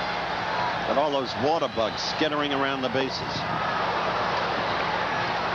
1-1 to Robin Yount. Cooper's on deck. Yount hits it high in the air for the center fielder, Mumphrey. 2 down. That's the one thing that Rick Cerrone had to do a little bit. He had to keep getting on Davis. The Oklahoma Sooners and the Texas Longhorns will go at it at 12:30 Eastern, 11:30 Central, and 9:30 in the morning out on the West Coast. The Sooners rated 10th, Texas rated 3rd. And I'll tell you this, if the Sooners quit laying the football on the ground and leaving it there, they're going to tear somebody up. They'll destroy them. They have destroyed themselves with fumbles. They lost 10 and 2 interceptions in the last 2 games. Well, the tie with Iowa State was shocking to many people, but Iowa State, the Cyclones, have a very strong team. Plus the fact Donnie Duncan came off that Oklahoma staff. He can work that wishbone. And they've got a 237-pound back named Crutchfield. Look for him. That ball's fouled away in the crowd. Tommy John, who works tomorrow. Oh, what a beautiful person. And the joy of him and his wife, Sally. I was with them last night over the miraculous recovery of their little son. I think gladden the hearts of people all over the country. That's fouled away by Cooper. So Coop hangs in with a 1-2 count. Oh, he struck him out on an eye-high fastball. So Ron Davis has come in. He has struck out 4, and he has retired 8 in a row. And we will go into the 8th inning now with the Yankees leading the Brewers by a score of 4-3. Gossage is warming up in the New York bullpen. And that's bad news for the Brewers, or bad news for anybody. But he is not utterly invincible. So far, we've seen no sign of a man who has been almost invincible this season, Raleigh Fingers, for the Brewers.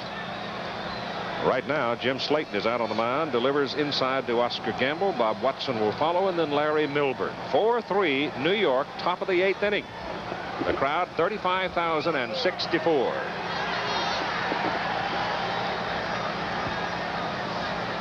Director Chet Fortier giving you a look in from the right field line. And that ball is sharply struck. Molitor can't get it. Goes to the wall. And Oscar Gamble whips into second base standing. He has singled. He has hit a 2-run home run. And he has doubled. What a night. He really hit that ball hard. And you know, it's funny to look at Molitor when he got on that ball. As you look at it from our left field camera, now that ball is really hooking back to Molitor. And he never stuck a glove up or anything like that. He didn't come that far from being able to make a catch on the ball. No, he just turned and ran after. Exactly. He's only played out there 5 or 6 times. That was one of the reasons that they wanted to bring him to the infield, because he has a tendency to trail balls. Bob Watson, strike. Watson, a perfect night, 3 for 3. Watson hits it on the ground to the right side. That moves Gamble over to third. And you got 1 out. And you just saw a professional. You think he didn't do a job then? He gave him a good 3-2 curveball, and he just stayed with it all the way. He laid the bat out there and did what he had to do. Just watch the curveball and watch his approach to the ball. He is just going right there and just trying to say, just like a little two-handed tennis shot. Just say, get over on that right side. With 1 out now, the Yankees have Gamble at third, and here's Milburn. Sharon to the on-deck circle. Remember, the Yankees had men on second and third and only 1 out. In the 6th inning, they failed, as Keith pointed out, to capitalize. Now they've got another shot. Milwaukee infield shortens up.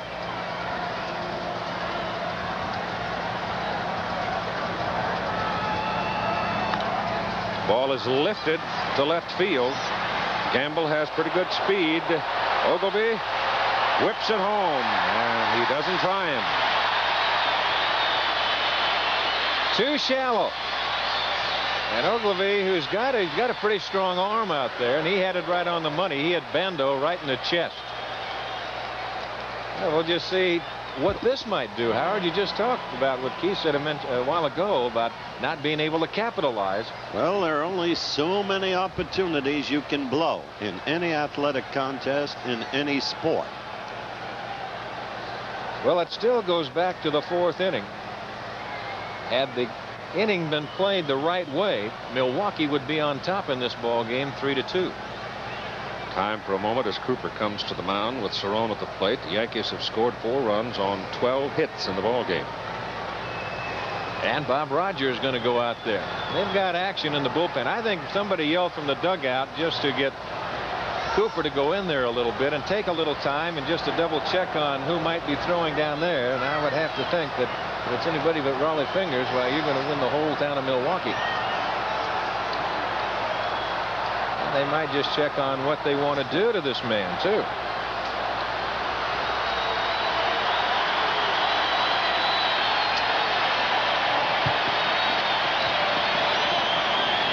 Raleigh Fingers will be making his 48th appearance of this season as he comes out of the bullpen. An incredible performance by this big right-hander. So while we're waiting for Raleigh Fingers to get to the mound and complete his warm-ups, let's go back to some of the pregame conversation now. These days, free agency is going to get you a lot of conversation. And these are the people involved in the New York roster who may or may not become free agents. Ron Guidry won. Bobby Mercer. Jerry Mumphrey hasn't signed yet. Lou Piniella. Dave LaRoche. And Reggie Jackson. Well, before the ball game today, Howard talked to him. Here's part of that conversation about free agents in his future. Once and for all, do you want to play in New York next year? I don't really know. There are a lot of things that go on around me. I truly don't know. I don't know what can happen. George Steinbrenner and I have not talked about a baseball contract since early April, predominantly to my request. And again, the first half of the season, I had done nothing. I had nothing to show for anything and really probably didn't warrant a contract. I wanted to get my game back together. I wanted to play good baseball. And right now I have helped the club, or we have gotten in a position where I can show people that I'm still worthy of playing a game. And the important thing and the paramount thing in my mind is trying to beat the Milwaukee Brewers, because as I said earlier, Howard, if we don't win this 5-game set, watching the next 2 weeks at home will mean that we haven't done anything in 81. But you really hedged my question, Reg.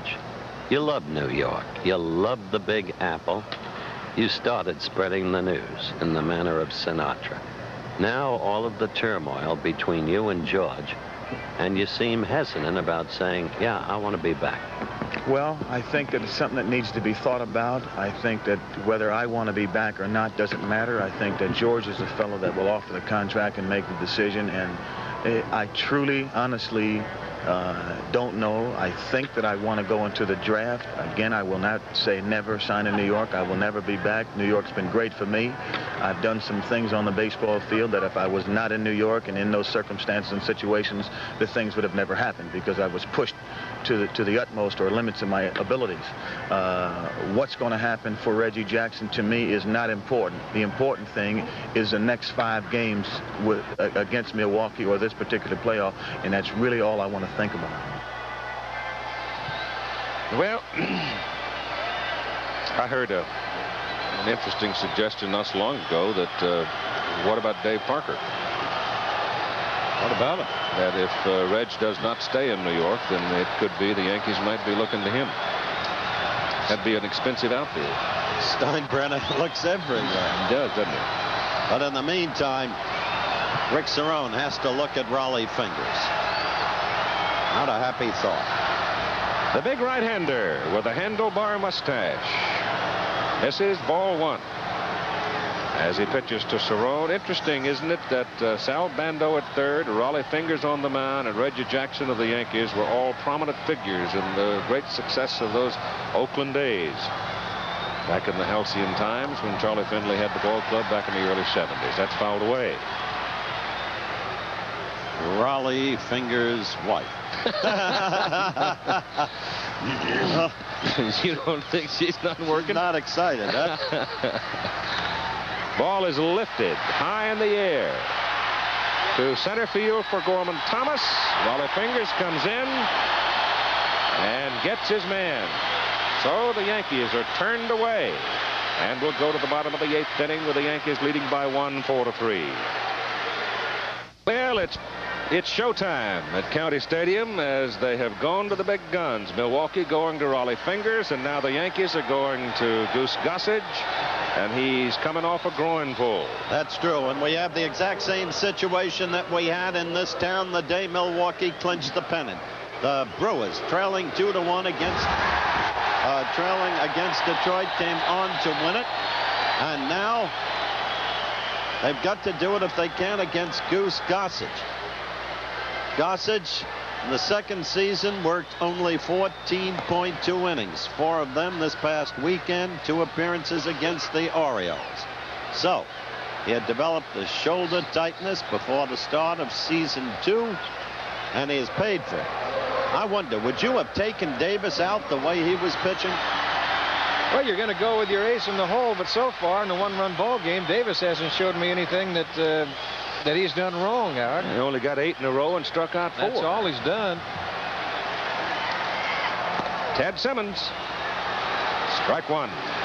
Starts out with a 93-mile-an-hour fastball. I'll tell you, Gossage a fearsome figure. 1-1. The oohs and ahs when he was warming up, because he'd wind up and he'd turn it loose, and he fired about 3 to the backstop. Pops it up. Cerrone coming back. Falls down. Did he make the catch? Yes, he did. Yes, he did. How about that? Made it on his knees, falling over backwards. He is a supple young man. Boy, he's lucky he didn't hurt himself right here, too. It's interesting to see how far he extended those knees coming back. He got here, and there he starts to go down, but the ball's behind him. He actually overruns it. Like he's on a sled. It's quite a play.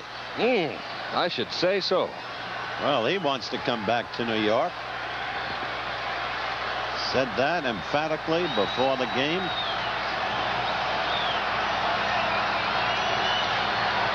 One out.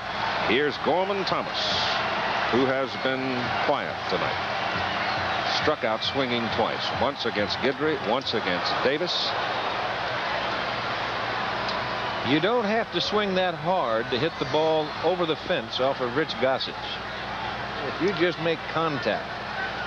But the harder Gossage throws, the harder some hitters want to swing. Gorman is not getting cheated, and there's the if the gun is accurate, that's the hottest pitch of the night. 98 miles an hour. 98? Good enough for a ticket.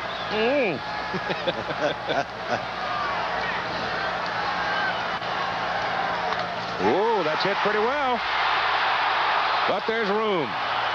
Mumphrey catches it with 1 foot on the track. And lucky he got it out away from him just a little bit. He got that out on the end of the bat. 2 down. Now here's the guy he'll really have to worry about. Well, he struck out twice and hit a fly ball to center. Ben Ogleby. Struck out twice against Guidry. He had more authority against the right-hander Davis. Yep, skied to center against Davis. There's a strike. That was a perfect pitch. Tied him up on the inside. I think the first thing, I think Ben wants to just try and gauge a little velocity. Say, well, how hard is this guy really throwing? Hard. 98 again, so evidently I hope that gun isn't stuck. I don't see how an average person can see it coming that fast. Including the umpire.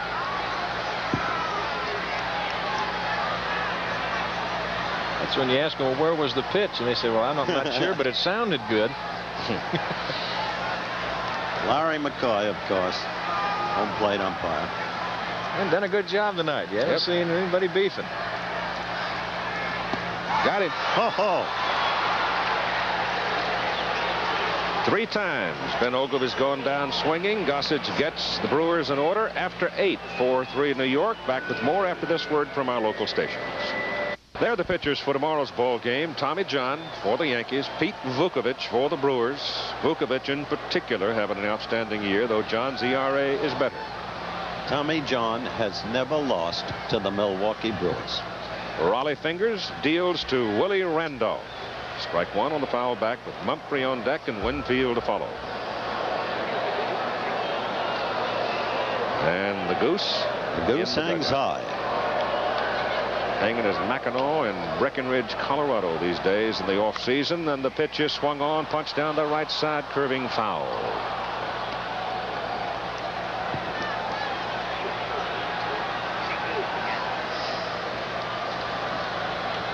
Well, it's the only cooking I saw out there with that 98, 99 miles an hour. He had the pot in his hand, right. didn't he?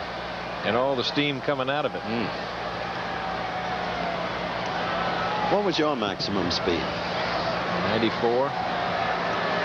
Sandy's? If I had a run at you. Run and start. And Sandy's?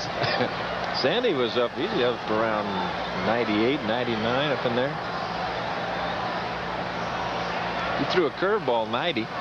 Crawley Fingers, on the other hand, is a surgeon. He doesn't have that kind of speed. That's grounded sharply to the shortstop. The long throw gets Randolph for the first out. That's a good arm at shortstop. Oh, it's an excellent arm, Keith. And that ball hit to the hole. Robin just goes over and makes a nice play out of it. It's that little skip hop, sets himself, comes right over the top, and a good strong throw to Cooper. I wonder what that little arm up in the air was to Randolph going down there, like he's trying to hit a tape or something across that line. Whether he's just trying to get the eye off of the ball by the first baseman. Jerry Mumphrey. 1 hit in 4 trips. Raleigh has great respect for Mumphrey. They were teammates at San Diego. And he said he was really surprised by the trade that sent Mumphrey away from there. That's foul back. Jerry comes out of Tyler, Texas.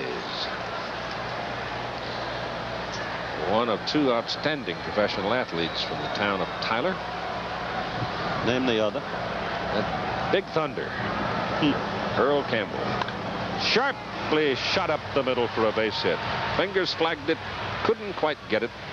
And so Jerry's aboard with his second hit. Yeah, Raleigh a little upset. He just kind of took a little bit off a fastball and tried to change on him a little bit, and he got it up over the plate. You take a look at it again, and it just lays right there for him.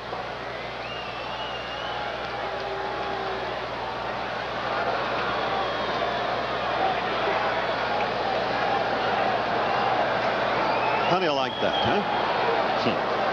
You believe that? You can.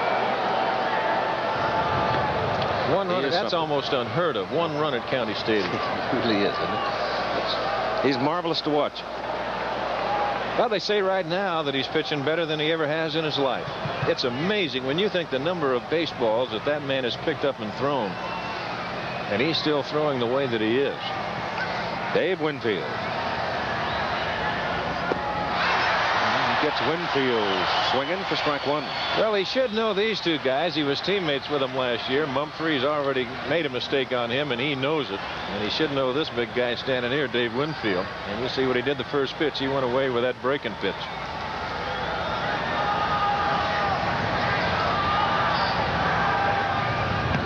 Mumphrey had a little feint right there. You know, he was going in the first inning with Winfield at bat, and Simmons threw him out. I know Lemon would like a little insurance run. There's no question about that with that 1-run lead going to the bottom of the 9th. Twice they failed to achieve it. Runner on third, less than 2 out. That was pretty close. That was Raleigh's good move there because he saw the same thing on Mumphrey. He saw that little slight feint with that little toss over there the time before. He comes back with his A move here, and he just does get back to the bag. 1 strike count on Winfield. Fouled at the plate. Had him reaching. If you keep the ball away from Winfield, you got to make sure you keep the ball really away. Don't let him get out there where he can get the big part of the bat on it. You've got to make good pitches on him away.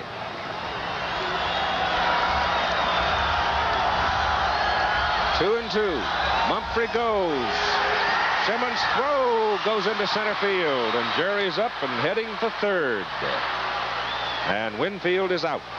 Called out. And the first little confrontation that you heard tonight, and that was from Winfield on the called strike. Now the runner going. That was on the inside. I don't think Simmons had a good grip on the ball. A good throw, and he's out with ease. Well, here's what you go. What do you do here? First base open. You want to pitch to Jackson? You want to pitch to Nettles? They're going to walk Reggie.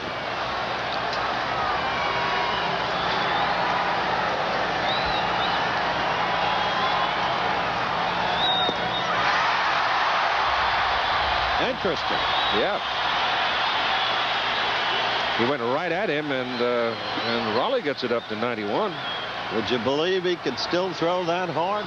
He can throw hard. He's very deceiving. He's got a very easy motion out there, Howard. He really didn't put a lot of strain on himself. As Keith said, he has an idea what he wants to do with every pitch. He's coming back with a fastball. Missed with it to make it 1-1. Mumphrey at third, and Reggie pops it up out of play, back in the crowd. Well, they're clapping for the strikeout right here. Up the middle it goes. Robin Yount back at the back, bobbles the ball, and the run scores from third.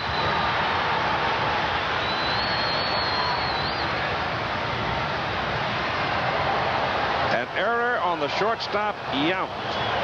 A big, big run. Now this ball's got to be handled by Robin, but 2 errors in the inning right here have led to the Yankee run, and when you get a 5-3 lead, a 2-run lead, that's an easy play for Robin, but he just has it come up his arm. Now he knows Jackson's got the speed, but he just cannot find the handle. He's got an eye on Jackson and the other eye on the ball, and couldn't come up with either one. The throwing error by Simmons, allowing Mumphrey to go to third. The error by Robin Yount allows Mumphrey to come home. The Yankees are still alive. Greg Nettles swings and misses, and now they lead 5-3. That's well hit, but Gantner has him played perfectly and throws him out. So Milwaukee makes 2 big errors in that inning. The Yankees pick up another run. Brewers trail by 2. New York on top 5-3. The bottom third of the order scheduled to come to the plate for the Milwaukee Brewers. Sal Bando, Roy Howell, Jim Gantner. Davis came on for New York with 1 out in the 5th inning. Bando fouls it away. He got 8 in a row. Gossage came on in the top of the 8th inning. He got the first 3 he faced. Davis should get the win and Gossage the save unless the Brewers can stage a comeback. That's 11 in a row. That's a broken bat bouncer to shortstop Milburn. Oh, what do you fancy? Played that a little almost nonchalantly. One hand. On the air, 3 Eastern, 2 Central, noon Pacific time tomorrow with game number 2 in the American League Eastern Division playoffs. The Yankees and the Brewers with Tommy John and Pete Vukovich.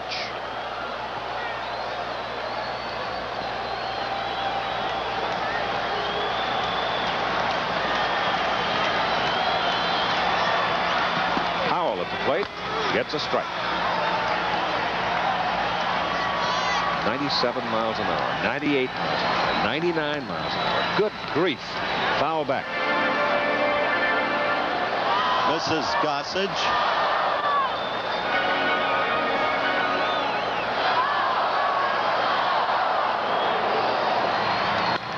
That ball is hit to right field for a base hit by Roy Howell.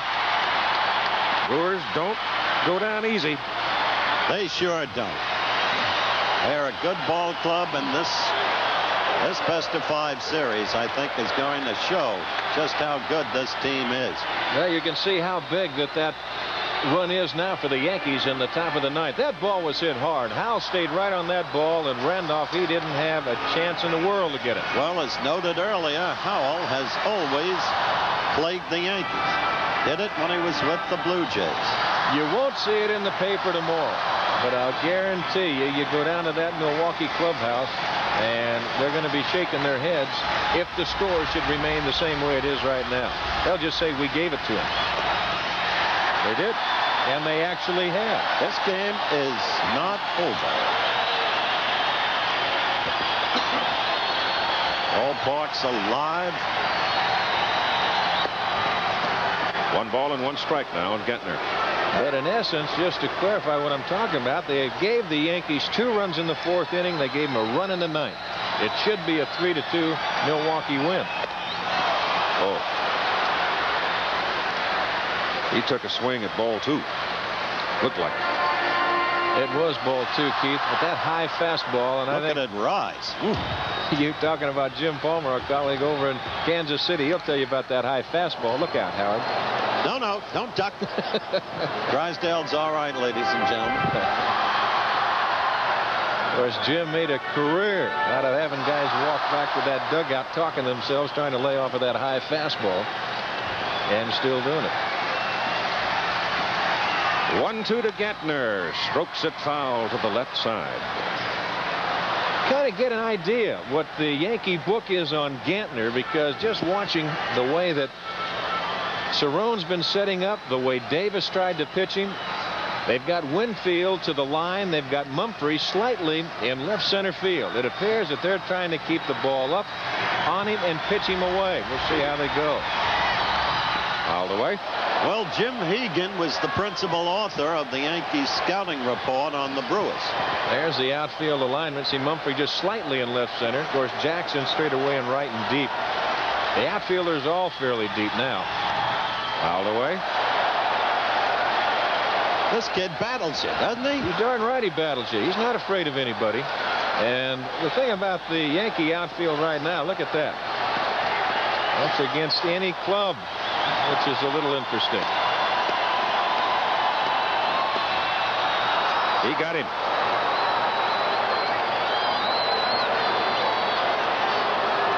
.93 miles an hour.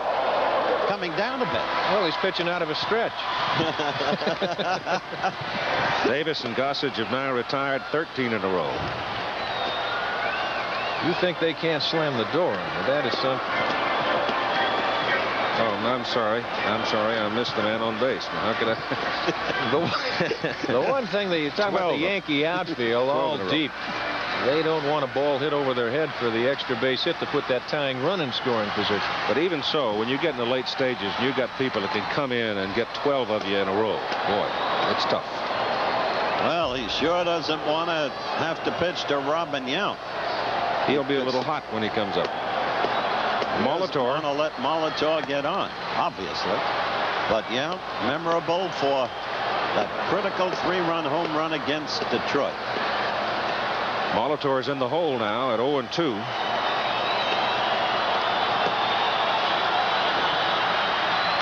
Fouls that one away.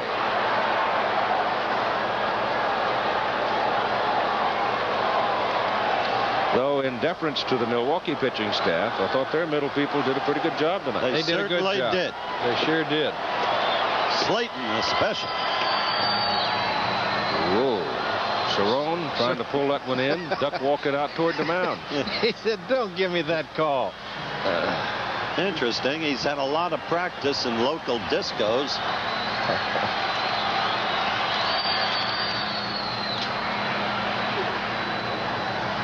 That's in the crowd, out of play. 11 Brewers have gone down swinging in tonight's ball game.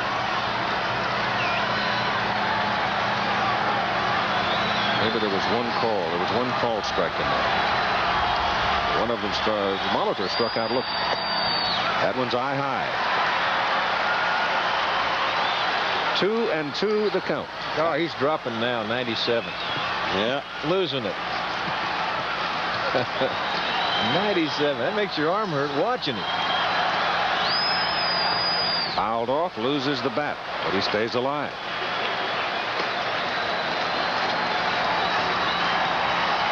Guidry started. Davis relieved in the 5th. Gossage relieved in the 8th. He struck him out. So that's 12 strikeouts by the New York pitching staff tonight. And Davis and Gossage do the job as the Yankees win the ball game. The first of the best of 5